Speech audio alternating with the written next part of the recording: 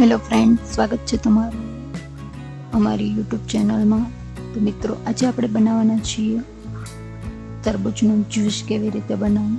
તો તરબૂચનું જ્યુસ બનાવવું ખૂબ જ સરળ છે અને જે બનાવવામાં વધારે પડતો સમય પણ નથી લાગતો. કોઈ પણ મહેમાન આવે તો માત્ર 5 મિનિટમાં તૈયાર થઈ જાય એવું તરબૂચનું જ્યુસ આજે આપણે બનાવવાના છીએ.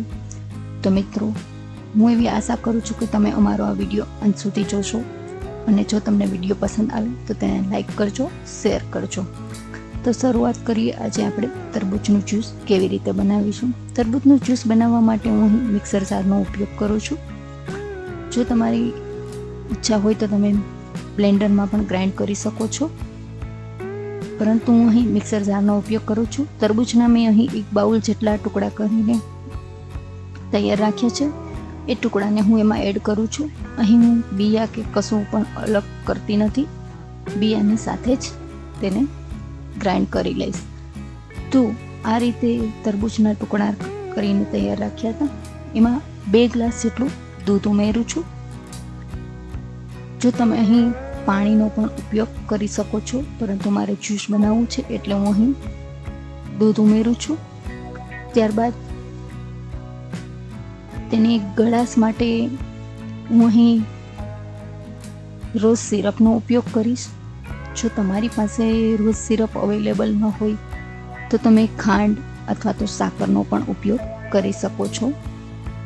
રોઝ સિરપથી તેનો ટેસ્ટ પણ ખૂબ સરસ આવે છે, સુગંધ પણ સરસ આવે છે અને તેનો કલર પણ સરસ આવે છે. તેથી હું અહીં રોઝ સિરપનો જ ઉપયોગ કરું છું. તો હું ગ્રાઇન્ડ કરી લઈશ. આપણું જે જ્યુસ છે તે તૈયાર થઈ ગયું છે. હવે તેને આપણે એક જાળીમાં હલાવી દઈશું, એક જાળીમાં ગાળી લેવાની છે.